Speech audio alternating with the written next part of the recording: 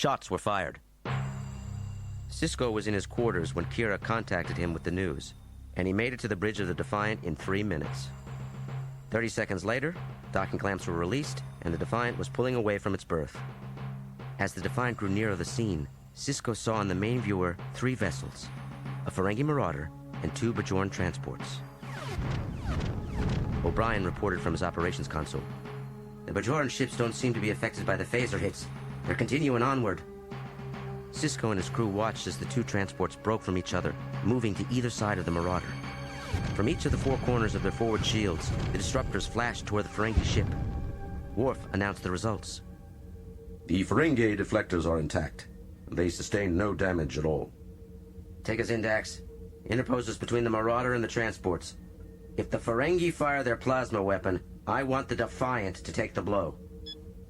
Sisko saw in the viewer that the Marauder was almost on top of the transports. He did not know why the Ferengi were waiting to fire. Then, without warning, one of the transports dove away out from the Defiant's protective cover. The other transport slid off in the opposite direction of the first. Worf looked up from his console. Both transports are firing. The disruptor blasts landed this time on the same spot, near the central aft section of the Ferengi vessel. The disruptors ceased, and then a fusillade of photon torpedoes emerged from both transports, aimed right at the focal point of the disruptor blasts on the Marauder. Sisko heard Kira say softly, "They don't care if the Ferengi die." O'Brien announced, "I'm reading another power surge in the Marauder.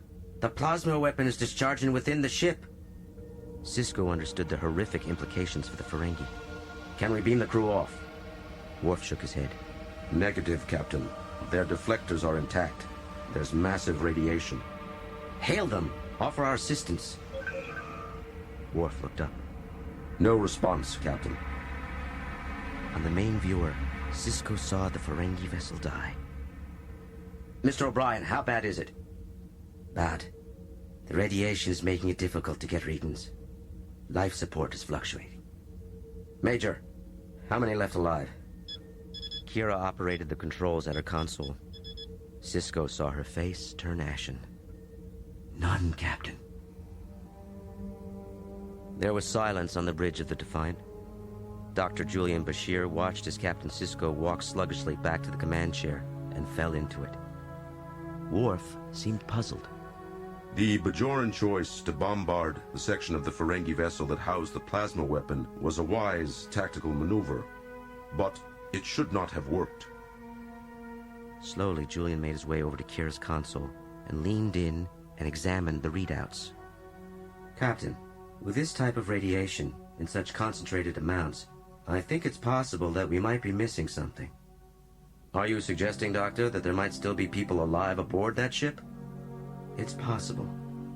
"What do you recommend?" "I could take a shuttle over. We could breach the deflectors and transport survivors into a quarantine field set up on the shuttle." "Doctor, do it." With Chief O'Brien piloting, the Da Vinci slipped from its berth easily and moved out into space. "So, Julian, what do you think the chances are of finding anybody alive?" "Maybe 5%. Their plan was to penetrate the deflector shields surrounding the Marauder. They would trace a path along the exterior structure of the vessel, with Julian scanning for signs of life. There was a slight shimmy as the shuttle contacted the Marauder's deflectors. Julian reached for the controls to initiate sensor scan. Without warning, the Da Vinci was thrown violently. The interior lights blinked several times, replaced a moment later by the emergency lighting. Before Julian passed out, his gaze passed across the forward windows. The Marauder seemed to be moving away from the Da Vinci. On the Defiant, Dax saw it first. The Marauder is moving. She guessed that the Marauder was probably being maintained automatically to account for the Marauder's drift. The Da Vinci sheared off as the Ferengi vessel adjusted its heading. Sisko did not have to give the order for Dax to set the Defiant in pursuit of the errant shuttle. "Worf, can you raise them?" There is no response, sir. Kira reported from the operations console. The Da Vinci's inertial dampers are fluctuating. Power is unstable. Life support is in and out. Tractor beam, Mr. Worf. A thin beam of light blue energy lanced out from the Defiant and intersected the toppling shuttle. As Worf increased the intensity of the beam, the shuttle slowed its end-over-end motion. Transporter Room 1. Beam Chief O'Brien and Dr. Bashir from the shuttle directly to sickbay. After a few seconds, Sisko heard a reply. Transporter room to Captain Sisko. They're aboard. 10 minutes later, the Da Vinci had been hauled back aboard, and the Defiant started in pursuit of the mysterious Ferengi vessel. But they found nothing.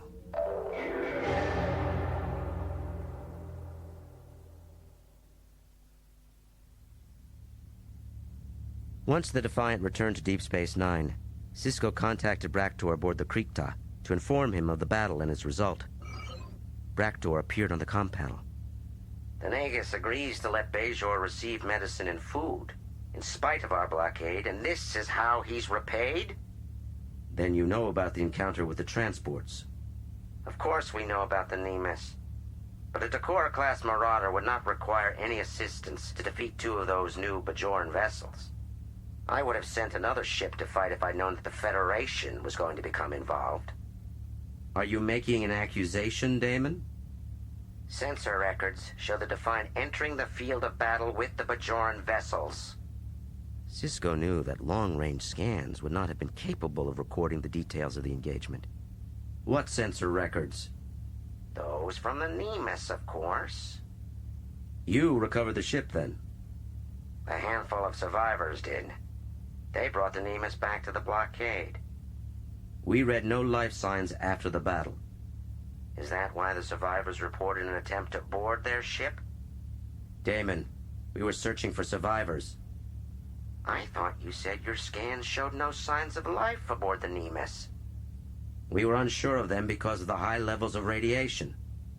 We have our own sensor logs, Captain. If a full review of the logs shows that the Defiant was directly involved in the annihilation of more than 250 Ferengi, there will be grave consequences. The Damon gestured to somebody off-screen, and the communication abruptly ended. For a couple of minutes, Sisko stood and stared at the Ferengi emblem on the comm panel. Sisko to Commander Worf. I want you to find out all you can about the Ferengi Marauder, Nemes.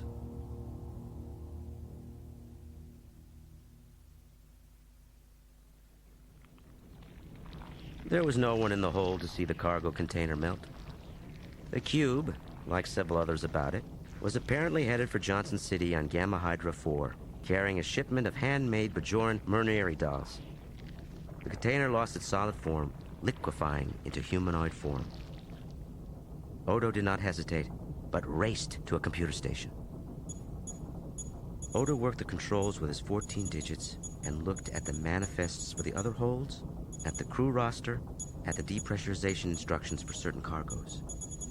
Abruptly, Odo's many fingers stopped their frenzied movements across the console of the computer station. He rapidly evaluated the path he would have to take to reach what he wanted to inspect. And there it was, in among the base entries, a clue that pointed to somebody other than the Iridians as the source of the transports. The language, in which the computer both accepted input and produced output, was Bajoran. But the default language setting had been overridden. The setting was neither Bajoran nor Iridian. What it was made no immediate sense to Odo, but he had hopes that it was the key Sisko had sent him to find.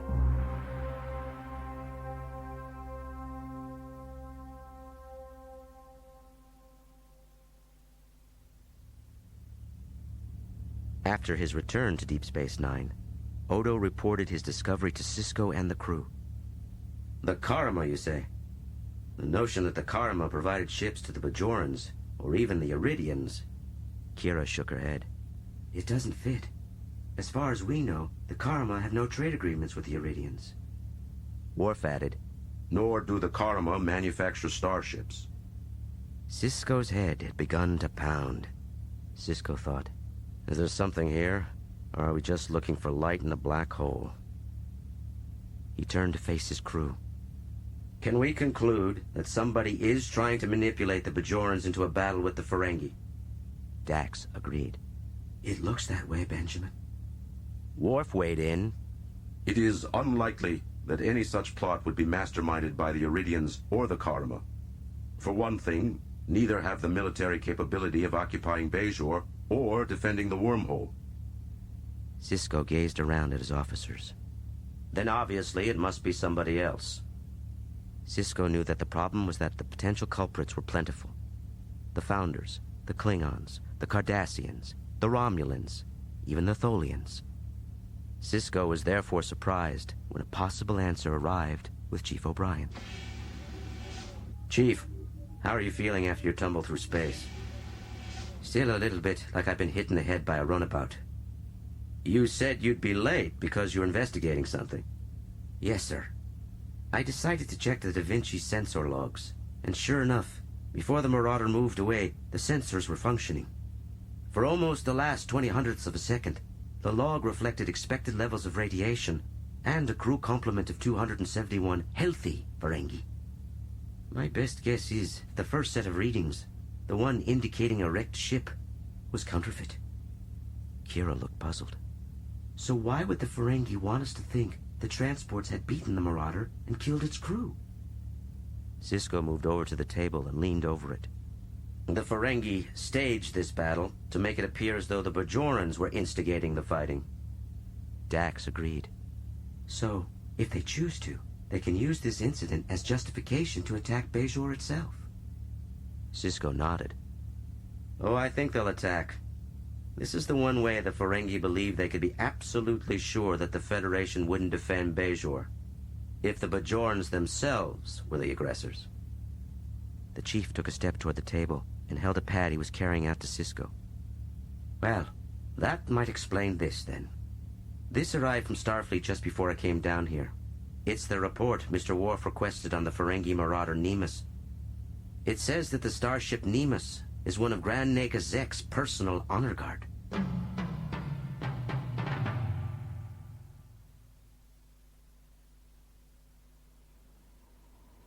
Rom lay on the hard surface of his bunk, shivering.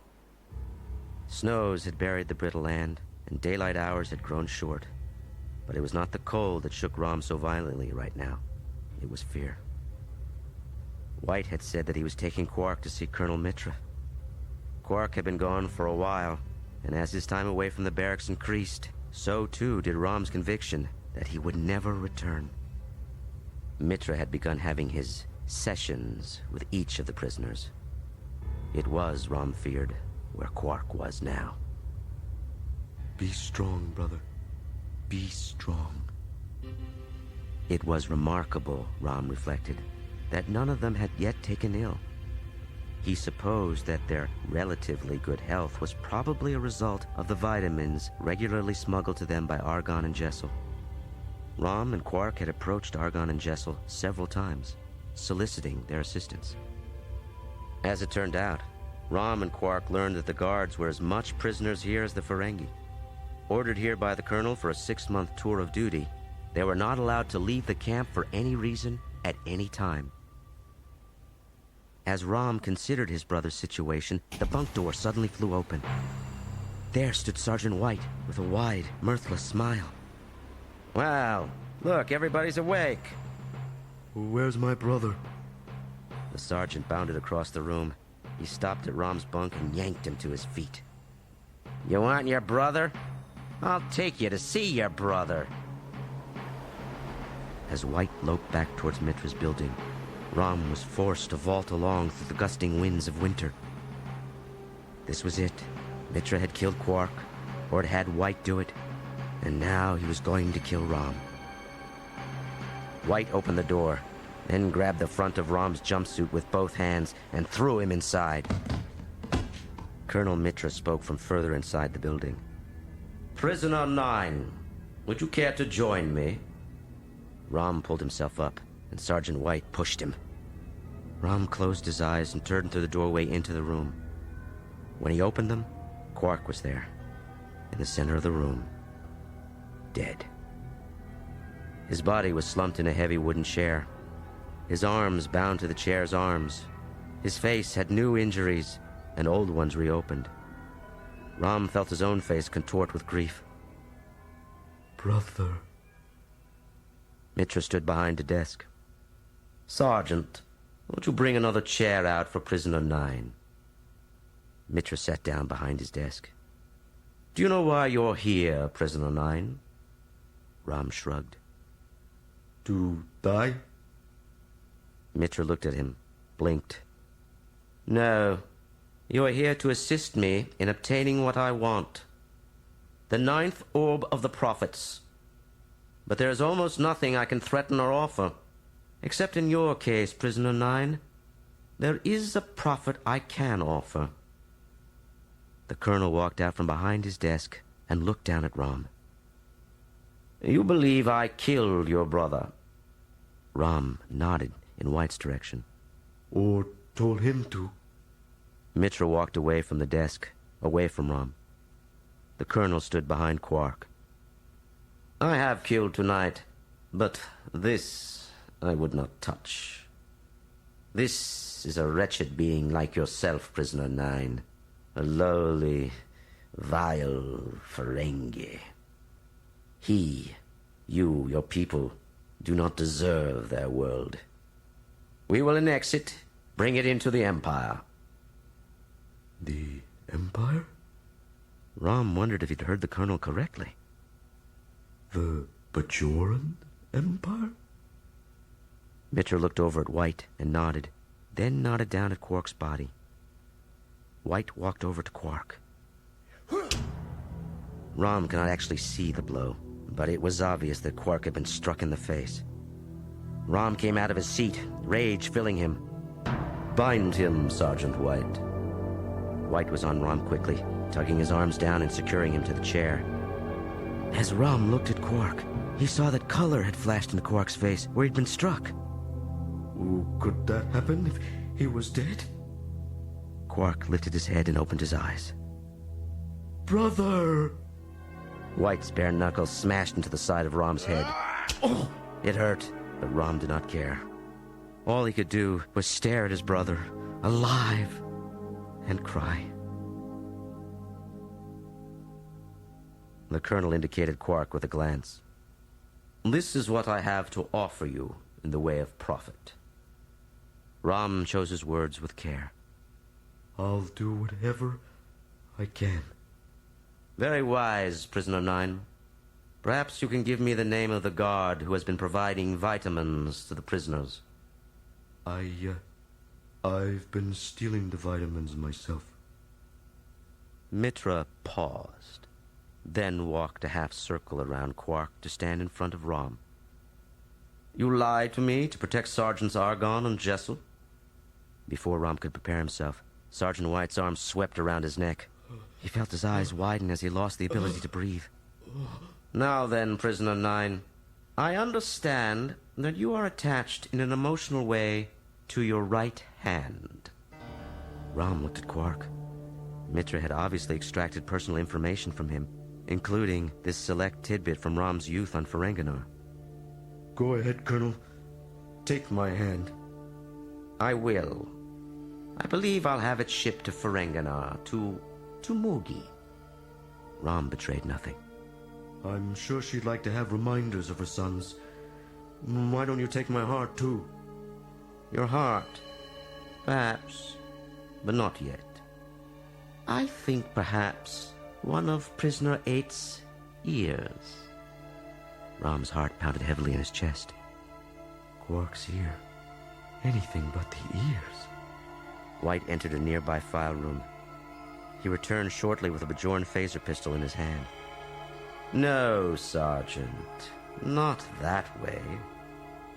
Mitra walked into the file room and returned carrying a long knife. Mitra handed the knife to White, who took it and stuffed the phaser into the waistband of his uniform. White made his way behind Quark and laid the blade of the knife against the flange of Quark's right ear. Suddenly, Quark's head dipped down and his legs thrust onto the floor, sending his chair hurtling backward into White's midsection. White struck the wall. Shaken, White started to come forward. Rom did not hesitate. He rocked forward onto his feet and surged across the room. He pounded his head into White's chest. The burly sergeant's head slapped into the wall with a sickening crack. Rom heard the phaser clatter to the floor. He spun quickly past White's slumping body, sending his chair crashing into the wall. The old wooden chair burst apart at its joints. Rom's arms came free. He saw Mitra coming around the desk at him. Rom scrambled until he saw the phaser pistol just on the other side of White's sprawling form. Rom dove over the sergeant and grabbed it. He pointed the phaser at the colonel. Mitra smiled. "Let's see if you really have any courage. None of you Bajorans do. You and your people are just an inconvenience to us, although I must say, we do enjoy having you here at Galatep." Stop, or I'll shoot you. That phaser is calibrated to kill Rom, so go ahead, shoot. Rom was no killer. When he glanced down at the setting on the phaser, Mitra slapped the phaser out of Rom's hands. Mitra grabbed Rom and threw him across the room into the far wall. He was unconscious before he hit the floor.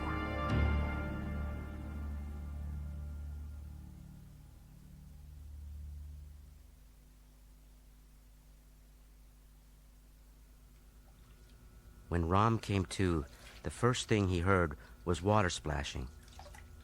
Rom? Rom, are you all right? The second thing was his brother. Are you all right, Rom? Oh, yes, brother. Rom was sitting on the floor of Mitra's office, his back to the wall. Quark was next to him. Both his hands and his feet were bound. So were Quark's. Sergeant White lay where he had fallen. Rom saw that a pool of blood, almost black, had spread beneath his head. Colonel Mitra was behind his desk, standing over the metal basin. Mitra's hands, arms, and chest had been scraped raw. The flesh was beginning to ooze blood. As Mitra cleaned himself, he talked in a constant stream. "Lowly Bajorans, the glory of Cardassia. What did they think?"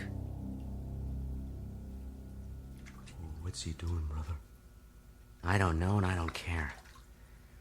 But I think he's going to kill us. I don't even think he knows we're here anymore. Oh, I know you're here. And when I finish cleaning your vile putrescence from my body, yes, it will be your time. You will die slowly and painfully for your ill-considered attempt to defeat Gul Mitra. He's insane. I'm not insane. You don't know what it's like to run this place, to have to deal with inferior creatures like yourself. And then a suspicion came into Rom's mind. You were a prisoner here yourself during the occupation, weren't you, Colonel Mitra? Mitra resumed his scrubbing. The door to the corridor started to open. Rom and Quark both looked up, startled. Corporal Prana walked into the room, looking ashen and shaky. Rom saw his gaze travel first to the dormant form of Sergeant White, then to Mitra, and lastly to himself and Quark. "Colonel Prana, I'm delighted to see you." "I see that. What happened to Sergeant White?" "The prisoners killed him. And Jessel and Argon, they killed them too." Rom shuddered as he realized that the other two guards had been murdered. That must have been what Mitra had meant when he had spoken of having killed tonight. Prana glanced down again at Rom and Quark. "What are you doing, sir?" "I'm purifying myself once more. And then I'm going to kill the prisoners." Prana walked over to the desk and picked up Mitra's phaser. "Well, yes, Sergeant. If you want to kill them now, that's fine. I've had enough of them." Prana turned and faced Rom and Quark. He stood there, looking at the two Ferengi for what seemed to Rom like a very long time. Mitra finally gave the order. Fire, Corporal! Fire! And, to the utter shock of Quark and Rom, Prana turned the phaser on Mitra and pulled the trigger.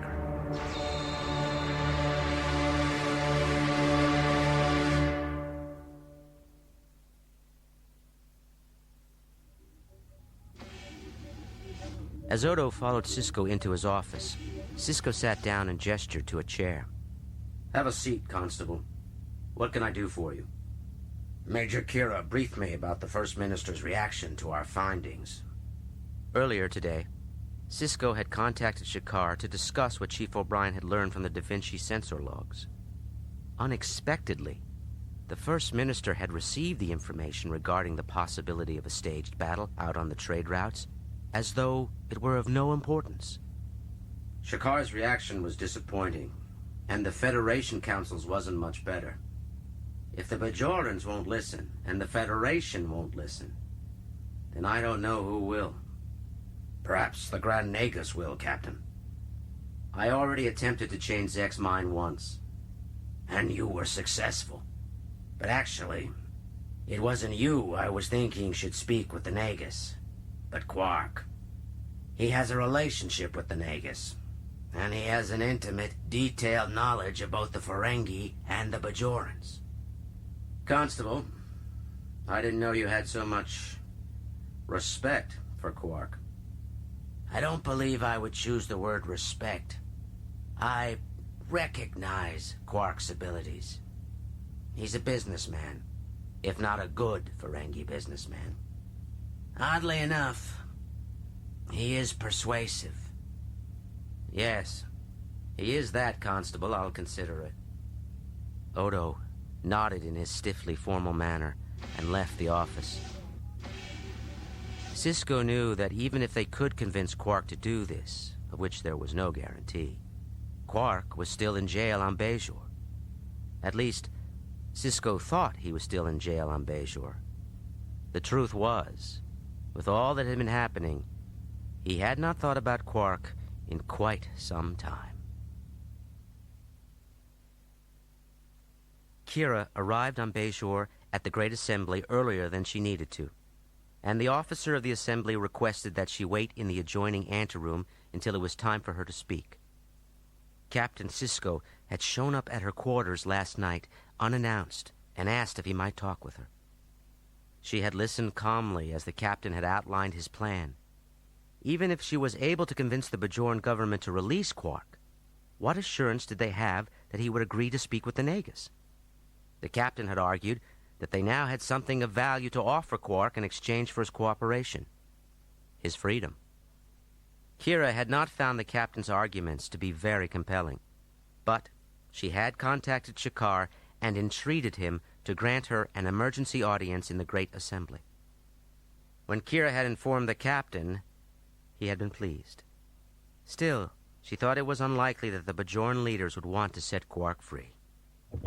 The door to the anteroom opened, and the officer of the assembly told Kira, "They're ready to hear your petition now." When Kira reached the assembly hall, she approached the rostrum. Shakar rose from his chair to greet her. A lot of the ministers and Vedics felt they couldn't leave their people right now. The food shortage is more acute in some places than in others. But we do have a quarrel. Shakar walked to the front of the dais and introduced Kira, then took his seat beside Kai Wynn. "I have come here today to propose a course of action that I think might bring an end to our troubles with the Ferengi. It might also bring the Ninth Orb back to Bajor." Kira watched as several people turned to exchange glances with those seated near them. She had apparently gotten their attention. "There is a man incarcerated on Bajor, a Ferengi. This man's name is Quark. This man, Quark, has a relationship with Grand Nagus Zek." The emissary asked me to come here today. Captain Cisco himself intends to escort Quark to Ferenginar. He will see to it that Quark meets with Grand Nagus Zek to try to convince the Nagus to allow Bajor to purchase the orb. And that was it. Nothing would carry more weight than the word of the emissary and his planned involvement to help Bajor. Shakar looked at Kira. Are you finished, Nerys? I don't think there's anything more I can say. Shakar turned to the assemblage. Major Kira has given us an alternative. Shakar stopped talking. Kira followed his gaze to the back of the hall. Shakar's assistant was rushing toward the dais. Out of breath from running, the assistant panted, "You have an urgent message, Minister. It's from Grand Nagus Zek."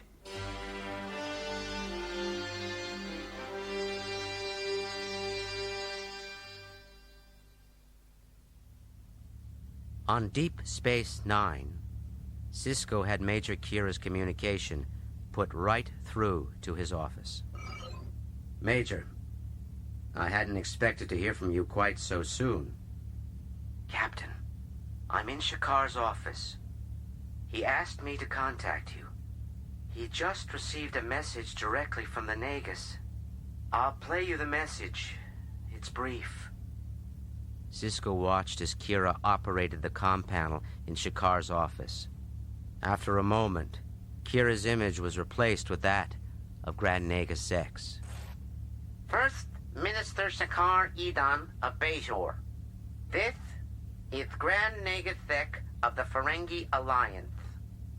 In light of the recent provocations Bajor has made to Ferenginar, including the expulsion of Ferengi nationals from your star system, the clothing of your borders, and the Gamma Quadrant wormhole to Ferengi nationals, and the brutal attack by 2 Bajoran starships on a Ferengi starship, causing the loss of all hands, and witnessed by the Starfleet vessel USS Defiant, I am informing you that as of the current stardate, Ferenginar declares war on Bajor.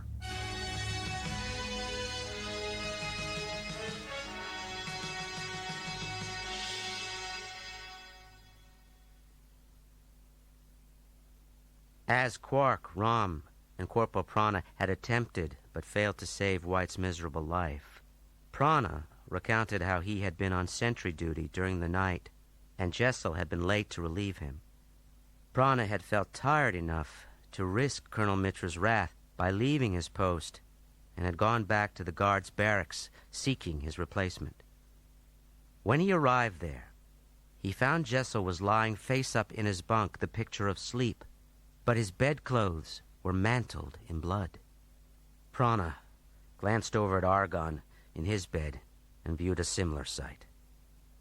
Prana told Quark and Rom that ever since word had arrived that the prisoners would not stand trial and were to be held indefinitely, Colonel Mitra had descended steadily into madness.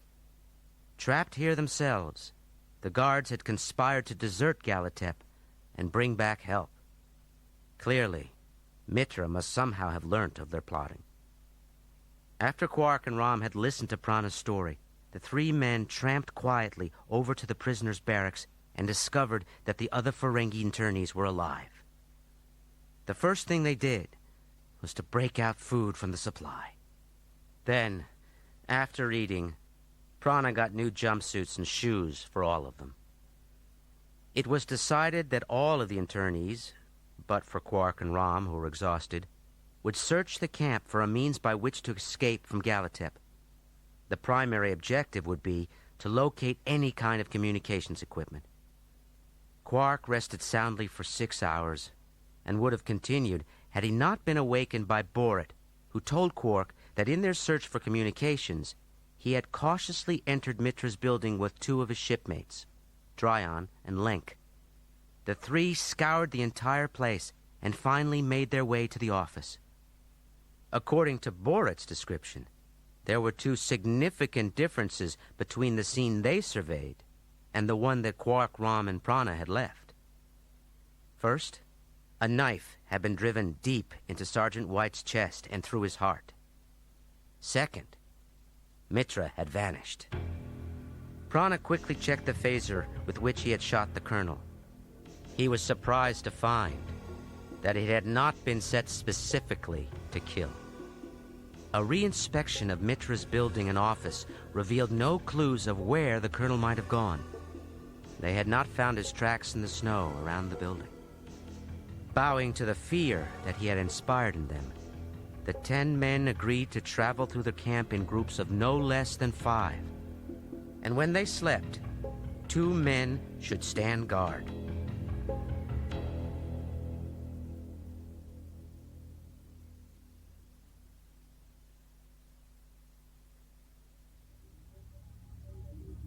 In Ops, on Deep Space Nine, Dax reported from her station. According to the readings from the long-range sensor buoys, the Marauders are retreating. Sisko was standing on the lower level and listening as his crew issued their reports. Not retreating, Dax. Regrouping. What about the Bajoran ships? Kira looked up. Along with the 35 new ships, various others, smaller cargo ships, are congregating in orbit. Dax worked her console. We've got an incoming message, Benjamin. It's Starfleet Command, Admiral Watley. Send it through to my office. Sisko sat down at his desk and activated the tabletop comm panel. Admiral Watley looked extremely tired. This isn't good news, is it, Admiral? I'm afraid it's not, Ben. I have the unfortunate task of ordering you to evacuate all Starfleet personnel from Deep Space Nine within the next 14 hours. That's not a lot of time. I don't want to desert the people of Bajor precisely when they need us the most. I know, Ben. Nobody has championed the cause of Bajor entering the Federation more than I have. But I guess I don't have to remind you of our responsibilities to the Federation Council.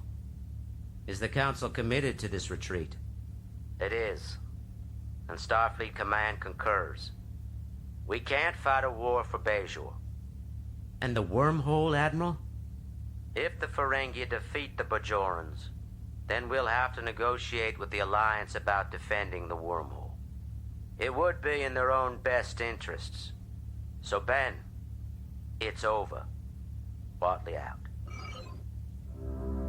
Sisko thought, how could I have failed? I'm the emissary. I'm supposed to save the people of Bajor, not abandon them to the fates of war. Sisko rose from his chair without knowing exactly where he was going to go or what he was going to do.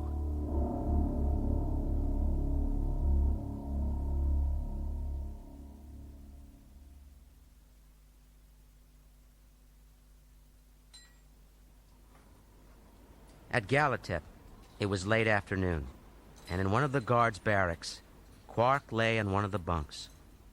He was observing from a distance Rom's attempts to modify one of the medical scanners so that it could be used to broadcast a distress signal.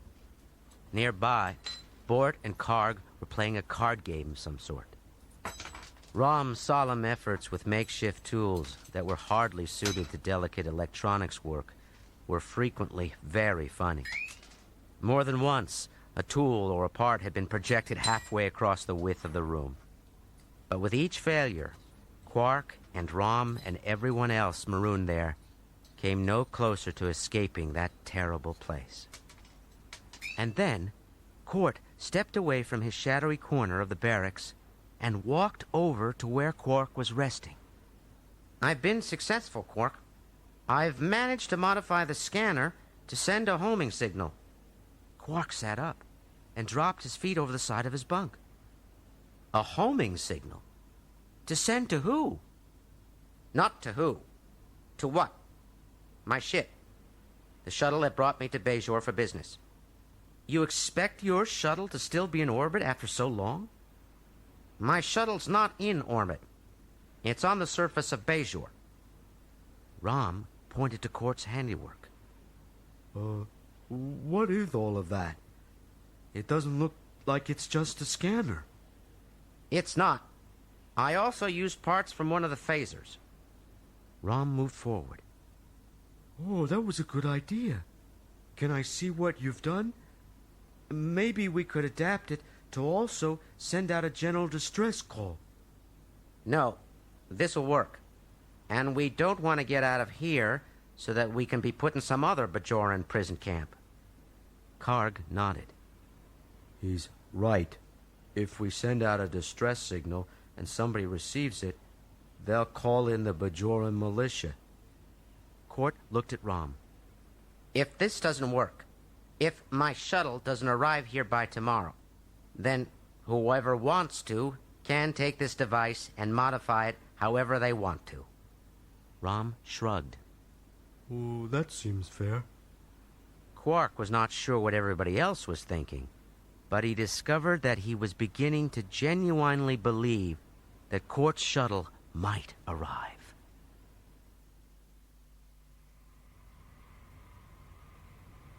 That night, a sound roused Quark. He threw back the covers and lunged from his bunk. All of the Ferengi were awake. Only Prana was still asleep, and as Quark started toward him, the Bajoran rolled over and blinked his eyes, blearily open. Prana! It's the shuttle! Yesterday, when Prana had learned about Court's shuttle, he told everybody that they could not do this. They were prisoners, and they were still in his charge. Prana was beset from just about all sides, but Quark and Rom said little. It remained fresh in their minds that Prana had saved their lives. Suddenly, Prana quieted and proceeded to apologize for his earlier outburst, that he had reacted without thinking. But he would willingly support whatever method they could devise for leaving Galatep, even if that meant leaving Bejor as well. Now, as Quark turned from Prana, he ran to the door and threw it wide. There, perhaps 50 meters up, directly above the barracks, was the ship. Quark rushed back inside, looked for Court, and spotted him in the corner. Court, your shuttle's here. As Quark watched, a transporter beam enveloped Court. In a moment, he was gone. Quark felt panic clutch at him. He raced back through the open doorway. As they all watched, the shuttle began to descend. The ship, Quark was surprised to see, was of Bajoran design, which was why it could travel across Bejor without eliciting undue attention. The main hatch opened. Court appeared with a broad smile. Now boarding.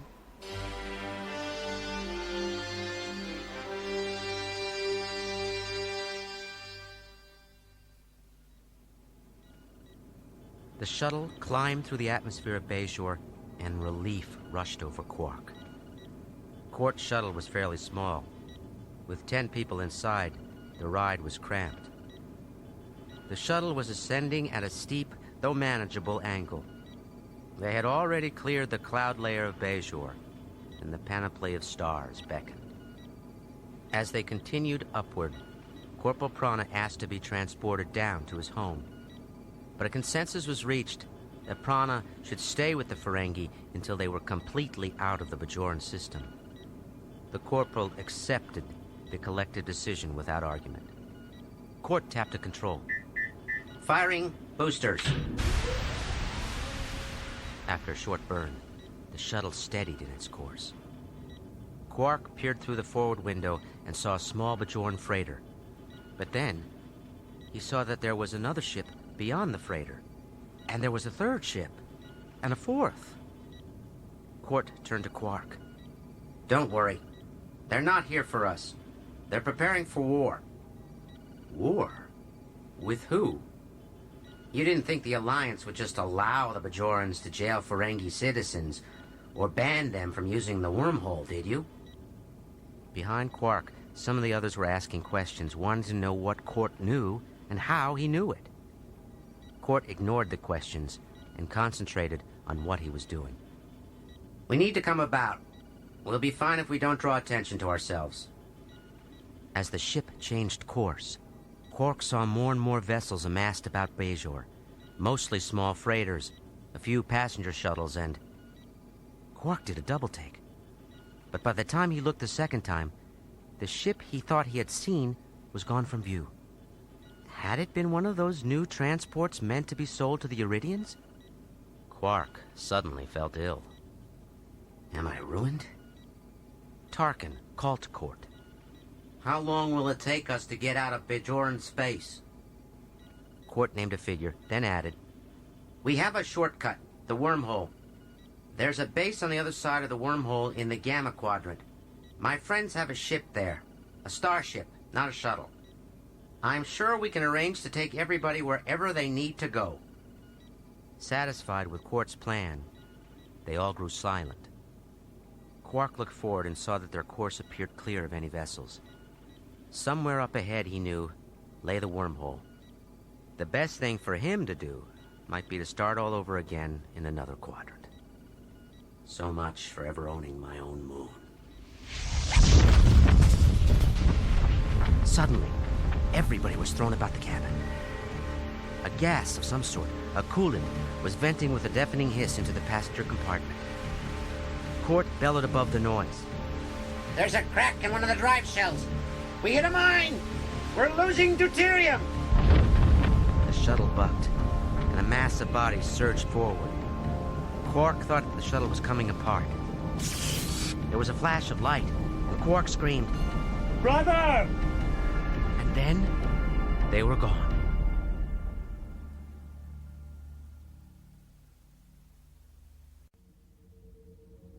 Sisko sat in the command chair in the center of the Defiance Bridge, not long after the evacuation of Starfleet personnel from Deep Space Nine. Worf looked up from tactical. Captain, sensors just detected an explosion in nearby space. An explosion of what, Mr. Worf? There is a trail of deuterium leading away from the explosion. I think there may be a ship in trouble out there. By configuration, it is a small Bajoran passenger shuttle. Set a course for them. Full impulse. We may not be permitted to get involved in a war, but we can at least render aid to a ship in distress. At the con, Dax complied with the order. Mr. Worf, are they reporting any casualties? No, sir. How are their life signs? The deuterium stream is making it difficult for the sensors to pick out individual life forms, but there are approximately 8 to 12 people on board. Can we get a transporter lock on them? O'Brien looked up. We should be able to perform a wideband retrieval for all humanoid life. Do it. Dax, once the Bajorans are aboard, I want you to take us back to Deep Space Nine. After Dr. Bashir administers treatment to whoever needs it, we'll transport them down to the station and resume our course to Starbase Icarus. Mr. Worf, engage the tractor beam. We'll tow the shuttle back to the station for our guests.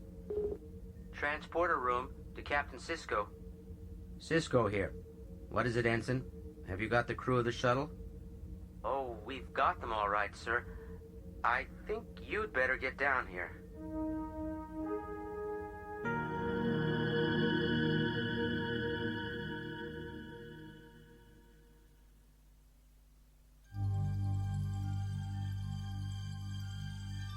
There were 9 Ferengi, 1 Bajoran, and innumerable questions, but never before had Sisko been so happy to see Quark. The Ferengi stood huddled together in one corner of the transporter room, whispering to each other. Their ride must have been rough, Sisko decided, because he saw bruises and cuts on every face. Sisko told the ensign at the transporter controls. When they're all settled, accompany each of them, one by one, to sickbay so that Dr. Bashir can treat them. As they left the transporter room, Sisko called out to Quark. I'd like you to stay here for a moment. I really have nothing to say to you, Captain. Let me ask again, then. Would you please stay here so that you and I can talk? Quark froze. The word please seemed to have some effect on him. Quark told his brother, Go to sickbay, Rom. You really need to have your face worked on. I'll be there shortly. Quark watched Rom go, then turned and regarded Cisco. I want political asylum for my brother and me. Just the two of you? What about the rest of your friends? They can do whatever they want to do. I'm just asking for Rom and me. Quark, we've spoken before about the Federation Council's resolution with respect to the current troubles between the Bajorans and the Ferengi. The resolution is still in effect, and I know you understand it. Of course I understand it. He pointed a finger up at his face. These cuts and bruises were given to me by that resolution.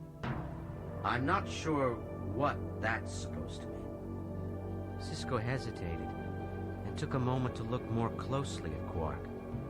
He saw that, while one or two of the wounds on his face appeared fresh, others were in various stages of healing. Quark's features were drawn. No, they were gaunt. Quark, do you want to tell me what happened to you? Quark waved away the matter of his injuries. I'm just saying that I don't care about the resolution. My brother and I are political refugees. We demand that the Federation provide us protection. You demand. You break out of jail, abduct a Bajoran national, and steal a Bajoran shuttle? Are you interested in facts, Captain? I didn't kidnap that Bajoran. He came with us willingly. And I don't think the shuttle was stolen either. But you did escape from prison. Cisco watched Quark, and, mixed in with the laughter, he thought he saw tears. The Ferengi was breaking down right in front of him. Do you want to know where I escaped from? Galatep. Cisco gasped. What Quark was saying was unthinkable. The Galatep forced labor camp was for all of Bajor a powerful symbol of the pure evil embodied in the Cardassian occupation. Cisco thought, no, this could not have been. Captain, they sent us to the place they hate more than any other. So much for the deep spirituality of the Bajoran people. And then, a terrible question occurred to Cisco. Why didn't I know about this? The answer, he found, was even more terrible. He had not thought about Quark much after he had been taken from the station. Not until Quark's help had been needed. All right, Quark. Asylum. Slowly, Quark headed for the door. Cisco called after him. Quark, I need your help. You want my help? You mean like the way you helped me when I came to you? I don't even know how long ago it was, because I've been beaten just about every day since then. I'm genuinely sorry about that. You don't like me, Captain. And Kira doesn't like me. And O'Brien and Bashir and Worf. And none of you even really know me. To you, I'm just a short and greedy Ferengi. I'm never just Quark to you. I'm always a Ferengi. And aren't we all just humans to you? Maybe you wouldn't be humans if you didn't look down on me from a distance. You may be right. You are right. At least about some of the things you've said. So, what does that mean? It means... well, I don't know what it means. Perhaps I can take you to a baseball game in a holosuite sometime. How can you watch those holo programs? They're so boring. Maybe you'll invite me to dinner, where I don't have to serve. There was a lull, and it seemed as though the conversation had ended. But it could not end, Cisco knew. Not yet. Quark, you and your brother have asylum. I'll grant it to all the Ferengi. And I think I can offer you a better deal than asylum. A profitable deal. Quark's eyes widened. I'm listening. Quark, it's for the people of Bajor and the people of Ferenginar. Listen, why should I care if the Alliance goes to war with Bajor? Let's think this through. Let's say the Alliance is victorious. Then the Ferengi will take over Deep Space Nine. Do you believe that the Nagus will give the bar back to you? And if the unlikely happens, and Bajor wins the war, they'll never return your bar to you. Quark began to pace around the room. I need time to think about this. There's no time. The Ferengi fleet will be here soon. What about the Council's resolution? The resolution is a wonderful guideline, but it's not appropriate to follow any decision blindly. Isn't there a rule of acquisition to cover this? Quark smiled. There's a rule of acquisition to cover everything, Captain. But that doesn't mean one's always got to be applied.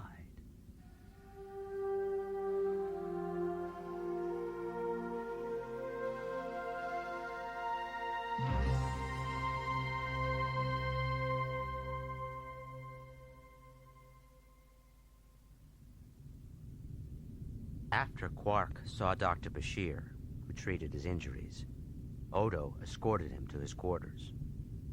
You seem to be in a good mood, Quark. Quark was about to disagree when he realized that he was in a good mood. He had escaped being imprisoned on Bajor, and he was now in a position where he would receive either asylum or amnesty. There was also a chance, a very small chance, but still a chance, that he would be able to get his bar back. And he was also pretty sure that his liquid assets were still intact. Quark had asked Sisko about the transport he thought he had seen in orbit about Bajor, and the captain had told him that it was one of the squadron of starships that the Bajorans had purchased. When Quark had asked the origin of the ships, Sisko had said that he believed that they had initially come from the Karma, further evidence that the ship that Quark had seen was not one of the ones involved in the deal he had brokered. You're right, Odo. I am in a good mood. I must be happy to see you. So, Quark, do you know what you're going to say to the Nagus when you get to Ferenginar? Quark looked up at Odo. This was your idea, wasn't it? You must have been the one to suggest my involvement in this mission. Did you suggest that I should be the one to talk with the Nagus because you thought I'd be successful? Or because you wanted to see me fail? Maybe even get into trouble with the Ferengi Commerce Authority? That's the problem with always making deals, Quark. You can be certain of your enemies' identities, but do you know who your friends are? Quark found Odo's question cryptic. What did he mean? Surely he was not claiming to be Quark's friend, was he?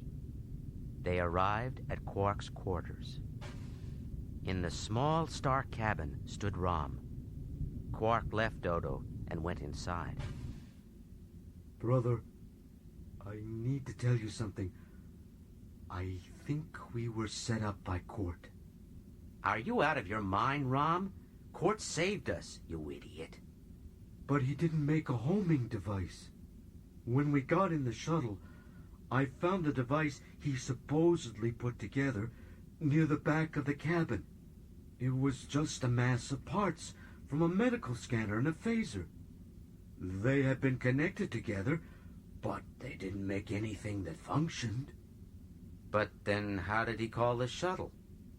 I don't know.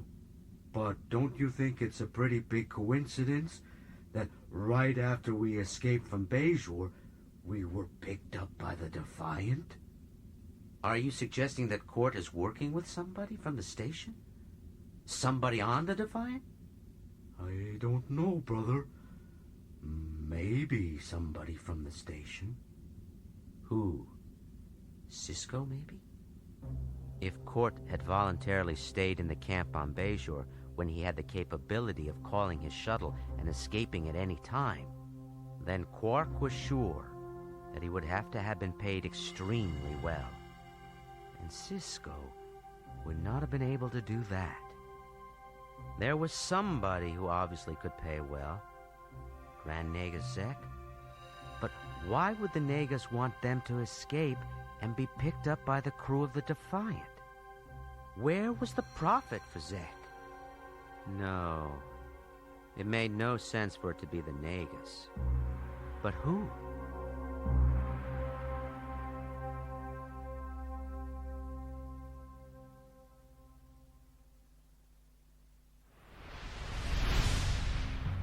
Using the cloaking device, the Defiant flew at maximum warp. On the bridge's main viewer, a tactical display showed the Ferengi Armada, scores and scores of ships.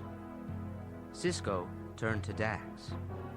Can you punch us through undetected? Dax looked up from the con. I think so. We should be able to sneak through. Do it, and head us towards Ferenginar. Sometime later, Cisco looked over to see Quark entering the bridge. Quark, are you ready? Does it matter, Captain? Cisco locked eyes with him. Yes, it matters a great deal. Soon, Dax announced from the con, "We are approaching Ferenginar." Worf interrupted. Captain, I am picking up readings of 2 Marauders already in orbit. Quark walked to the center of the bridge. They always patrol around Ferenginar, just in case somebody the Alliance has done business with isn't satisfied after a deal's been closed. So, how do we get to the Negus? Quark pointed at the Marauder on the main viewer. First, there'll be some legal requirements they'll want you to stipulate to. It could take some time. Mr. Worf, open hailing frequencies. Let's do what we have to do. This is Captain Benjamin Sisko of the Federation starship Defiant. We have aboard a Ferengi citizen who requests an immediate audience with the Grand Negus. At once, the main viewer showed a lone Ferengi. I am Damon Letek of the Marauder Precon. What is the name of the Ferengi citizen you're carrying aboard your vessel? My name is Quark. Cisco nodded to the Daemon. Will it be possible for Quark to meet with the Negus? Captain Sisko, will your vessel remain in orbit while Quark is on the surface of Ferenginar? Yes.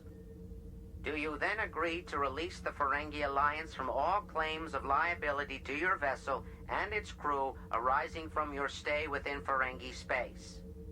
Cisco sighed.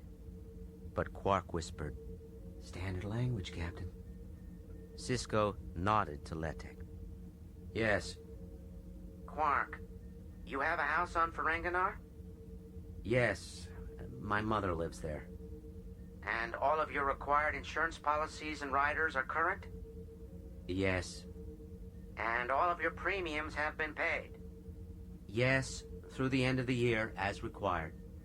Then, Captain Sisko, if you'll lower your deflectors, we will transport Quark to Grand Negus X estate. Cisco was surprised at the ease with which they had reached this juncture. Cisco looked over once more at Quark. Good luck, Quark. And thank you. After Quark was gone, Letek looked at Cisco. We'll inform you when the Negus is done with Quark. And so, unable to do anything else, Cisco and his crew settled in to wait.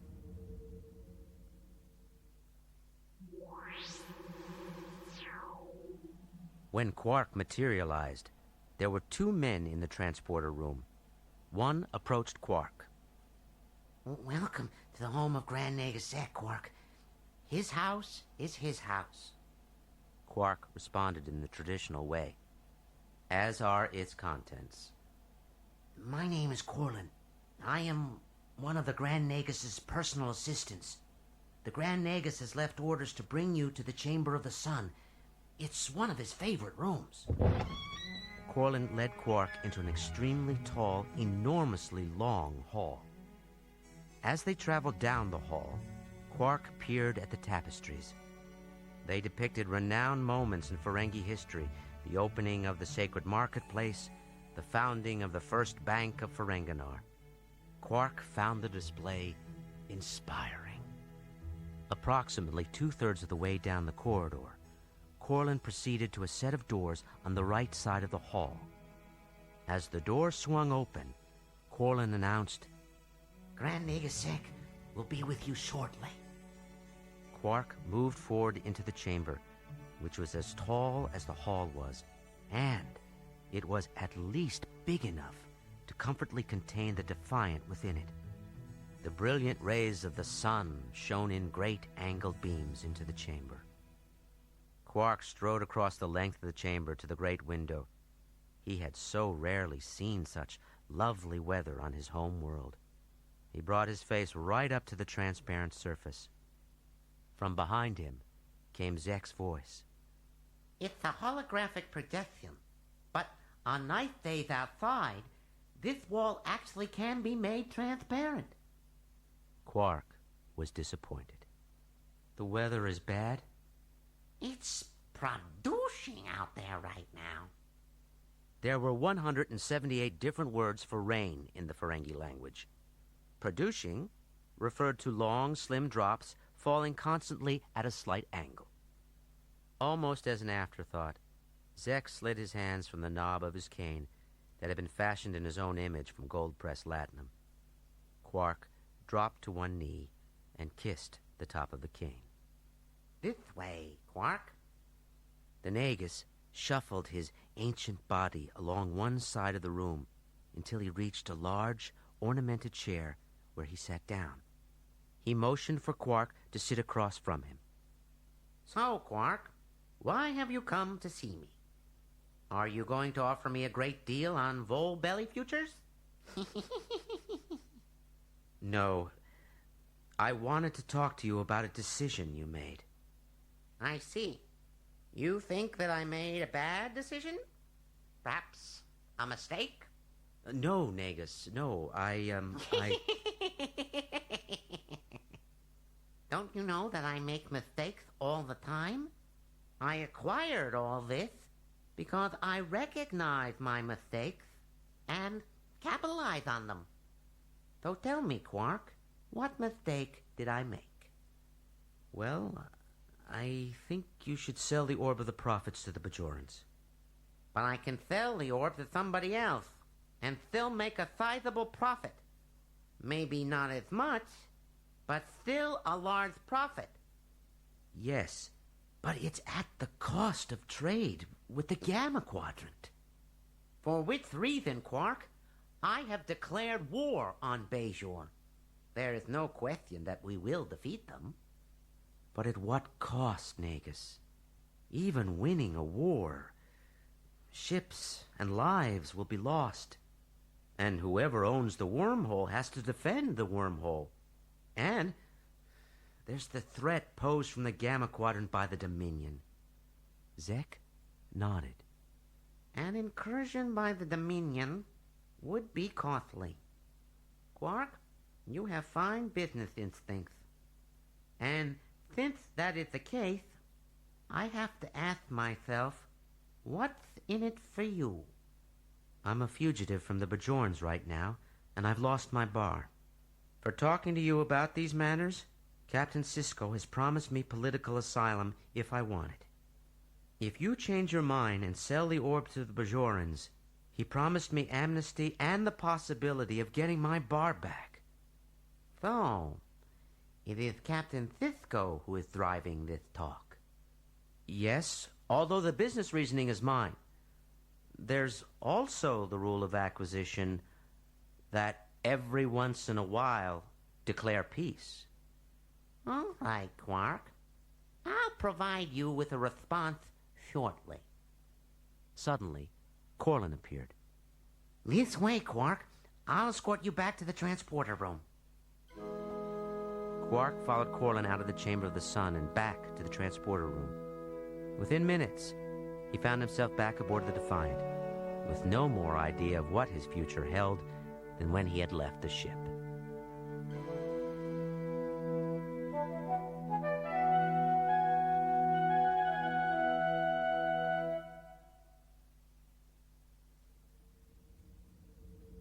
On the Defiance view screen, Grand Nagus Zek was addressing Cisco. This is my final order, Captain. If it is not immediately accepted, then the war with Bajor will proceed. I understand, Nagus. I'll get you that agreement right away.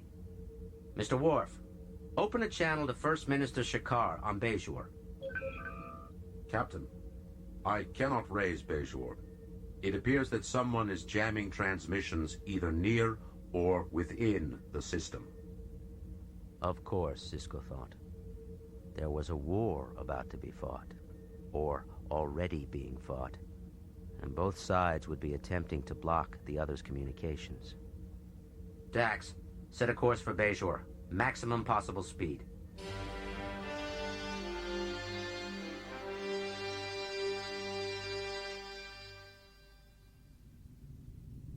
Cisco reached up and touched the door chime to Quark and Rom's quarters. Rom stood just inside. Quark's asleep. You seem tired too, Rom. I am, but I've been having a little trouble sleeping after what happened down on Bajor. Quark only told me that you were interned at Galatap, and that you were treated very badly. He didn't provide many details. Do you want to talk about it? Come on, we'll go to my quarters where we can talk privately. Rom followed Cisco to his cabin. There, quietly and visibly anguished, Rom told Cisco about Galatep and Sergeant White and Colonel Mitra and the very worst days of his life.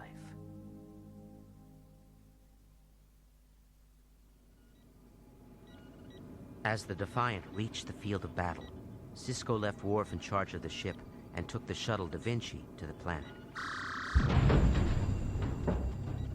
Cisco was thrown into the port bulkhead.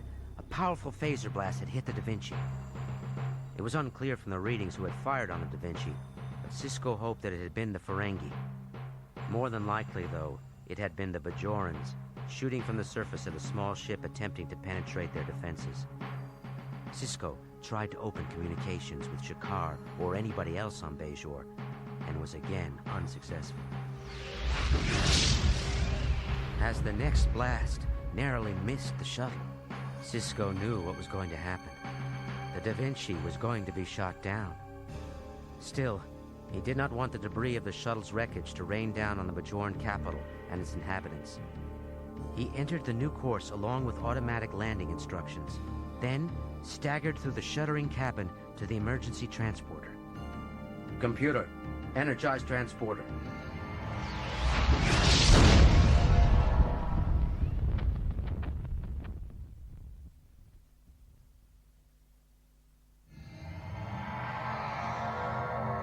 Cisco materialized on the floor in Shakar's office. He was alone. He made his way to the First Minister's comm panel and activated it. First Minister Shakar, this is Captain Cisco. I must speak with you immediately. I'm in your office on Bajor. Cisco materialized on the platform in an operations center. A woman, dressed in the uniform of the Bajoran militia, stepped up to the platform and greeted him. "Captain Cisco, the First Minister is waiting for you." Cisco found the First Minister studying a console with two other militia officers. Shakar, I have an offer from Grand Nagus Zek to end the fighting. Zek is willing to do away with the auction completely, if you'll rescind your edict and meet his price for the orb, which is Bajor's last bid plus the 35 new transports you acquired from the Iridians.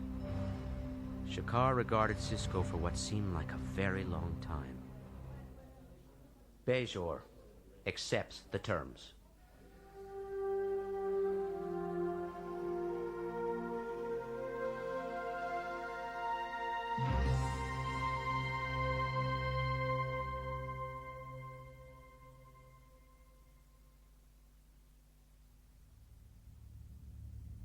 Two things bothered Quark. One was Court. The more Quark considered Rom's conviction that Court had somehow set them up, the more he became inclined to believe it. Quark glanced down at the status monitor on the screen and saw that his latest series of queries were still pending. It had been like that since his return a week ago to Deep Space Nine. His tedious searches for information about Court consuming great chunks of time. Unfortunately, his quest for information about Court had so far proved fruitless. Bah! Quark got up and walked across his quarters to the replicator. Archerian slug wine.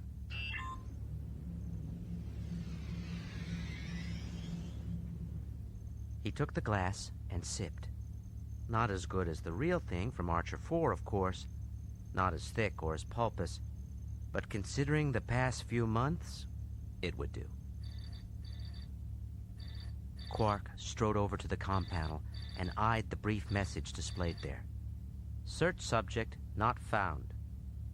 Computer, when the search is complete, don't notify me audibly. Oral notification canceled. Quark headed for his bedroom. He would check the results in the morning.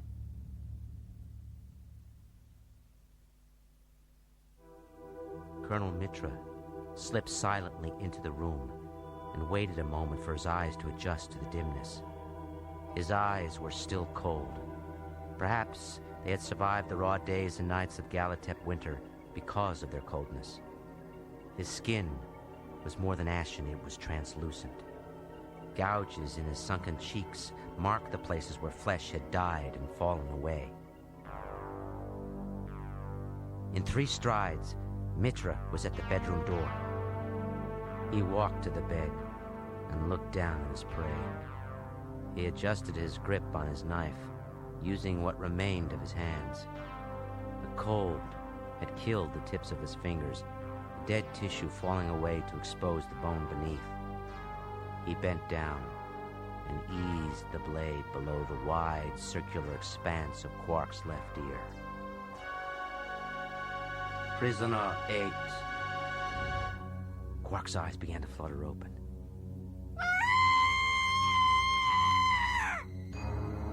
Colonel, address me as Gull. Gull Mitra. Yes, Commander of Galatep, the Butcher of Galatep.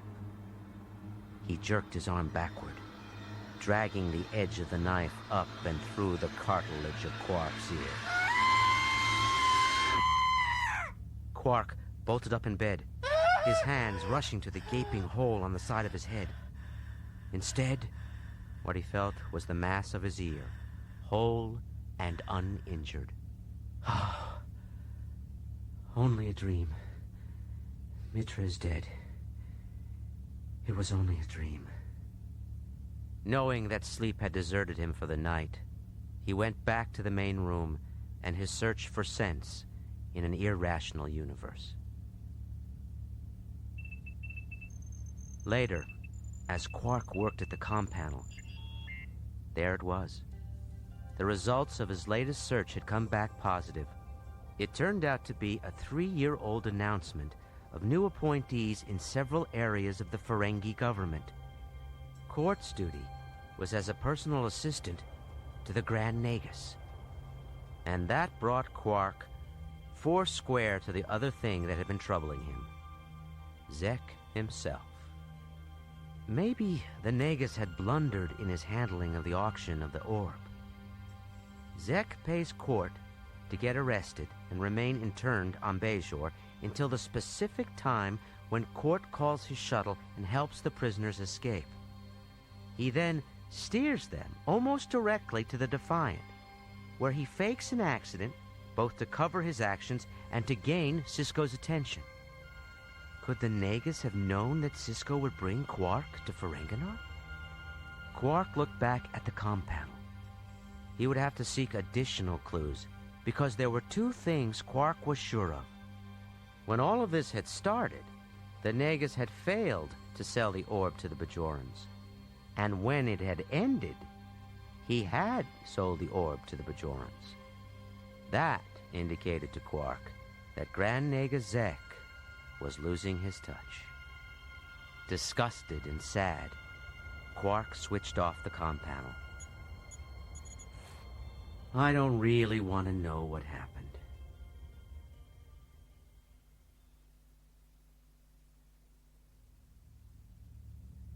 In his office on Deep Space Nine, Sisko picked up a pad from his desk and read through the First Minister's letter a second time. Shakar had elected to do all the right things, and he had done those things quickly. Although the edict barring Ferengi from Bajoran space had been rescinded immediately upon the delivery of the Ninth Orb to Bajor, Shakar also stated that the Bajorans were trying to determine how Colonel Mitra had managed to reopen and resupply Galatep. Finally, the letter confirmed a rumor Sisko had considered too good to be true. The death toll during the war had been 0. Come in. Quark entered the office and approached Sisko's desk. You asked to see me, Captain? Yes, I did, Quark. Thank you for what you did. The fact that you were able to change Zek's mind, well, you probably saved tens of thousands of lives. You're welcome, I guess. Quark turned and headed for the doors. Quark, is everything all right? Quark hesitated for a moment. I think the Nagus may be losing his business skills. I think that's an understatement, Quark. The Nagus miscalculated. By ejecting the Bajorans from the auction, it forced the Bajorans to cut the Ferengi off from the wormhole, which resulted in the Ferengi blockade, and in the eventual arming of Bajor by the Iridians. Hold it, Captain. I thought before you told me that the Bajorans got those new starships from the Karama. I think you asked about the origin of those ships. We believe that they were first owned by the Karama. Anyway, the starships were actually sold to the Bajorans by the Iridians, and now they belong to the Ferengi. Quark appeared stunned, and then ill. Captain, I was the one who negotiated the sale of those starships to the Iridians. You arranged the transaction between the Karama and the Iridians? No. I sold those starships to the Iridians from the Ferengi. Quark paused, putting it all together. It all makes sense now. It was all for greater profits. Zek's. Together, Sisko and Quark traced their way through the maze of the Nagus' great scheme. Zek had intentionally expelled the Bajorans from the auction, expecting that they would react by closing the wormhole to the Ferengi. That action had given the Nagus sufficient cause to blockade Bajor. Sisko shook his head. It's so easy to see now that the blockade was a ruse. I couldn't figure out why the Nagus would execute a blockade and then allow food and medicine through. It was because the Nagus had no real interest in hurting the Bajoran people. Sisko then explained to Quark how Shakar had purchased the 35 starships from the Iridians. The Nagus had doubtless made sure that when he allowed Quark to sell the ships to the Iridians, that they knew the Bajorans would shortly be looking to arm themselves. And he would have played upon the Iridians' thirst for saleable information by suggesting this means of gaining access to DS-9's Gamma Quadrant data. Sisko then told Quark about the staged encounter between the Bajoran ships and the Marauder, and how Zek had used that as the cause to declare war. What I don't understand, Quark, is why did the Nagus do all of this? 35 brand new starships, Captain. Well, 35 slightly used starships. The Nagus sold those same ships to the Iridians for a huge profit. And now, he's going to sell those same 35 starships to the Karama. Sisko felt his jaw drop. That's who they were built for in the first place. Yep. Zek's a genius. So, all of this, Quark, everything, was simply so the Nagus could make greater profits. Quark nodded. And the Iridians now have an information pipeline into Deep Space Nine and the Gamma Quadrant. With his ties to the Iridians, I'm sure the Nagus will also be able to take advantage of that arrangement. The Nagus ended up with everything he wanted. The 34th rule of acquisition really applies here. War is good for business. Cisco reached across the desk and handed Quark a pad. Maybe not everything he wanted. This is the contract between the Iridians and the Bajorans, permitting the Iridians access to the data from our communications relay in the Gamma Quadrant. I want to find some way of allowing the Bajorans to fulfill the letter of this contract without our having to compromise our data. I thought you might be able to help. Quark read the document. Simplicity itself, Captain. This contract states that the Bajorans must allow the Iridians to monitor all transmissions from the Gamma Quadrant relay to the station. But it does not demand that the Iridians understand those transmissions. Cisco understood immediately. Encryption. Exactly, Captain. You're quite a businessman, Quark. Quark tipped his head in acknowledgement and left.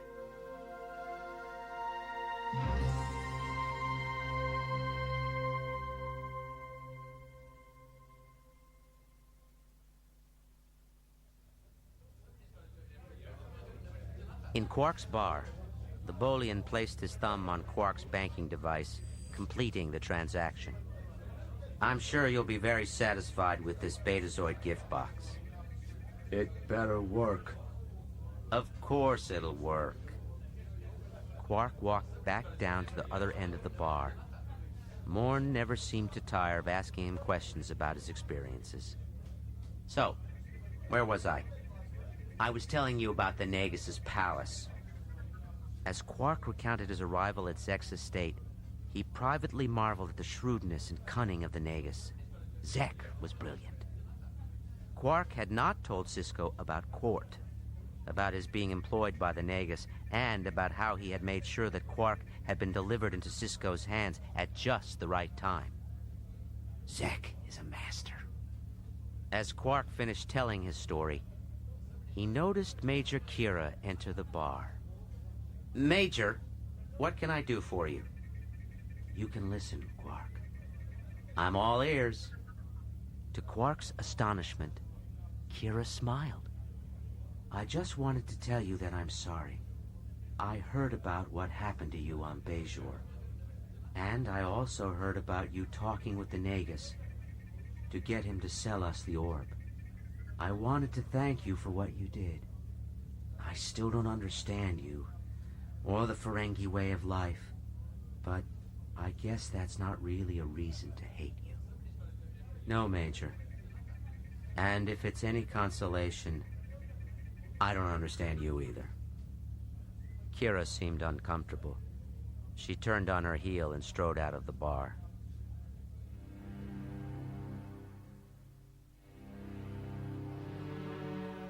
Later that night, when he was closing the bar, Quark smiled again when he thought back to the Major's visit and to her apology.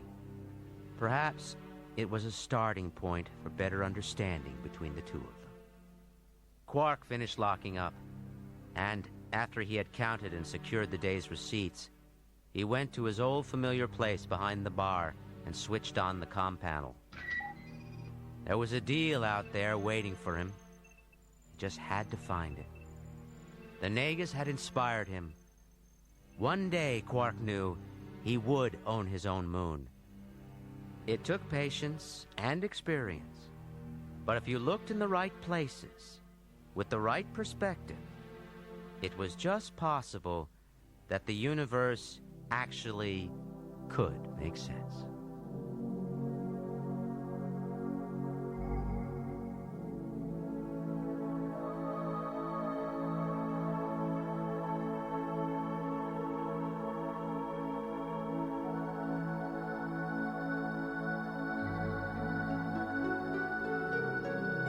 Star Trek Deep Space Nine, The 34th Rule, was written by Armin Shimmerman and David George, and read by Armin Shimmerman. It was adapted for audio by George Truitt. The tape editors were Stephen Strassman and Jocelyn Gonzalez, with post-production and sound design by Gary Fink. Original music was composed by Sam McCallie, Carl Schurtz, Eve Buglarian, and Richard Emmett. The production assistant was William Carlino. The associate producer was Florence Barreau Adams. The director was Linda Woolman. The 34th Rule was produced by Elisa Shokoff. This has been a production of Simon & Schuster Audio.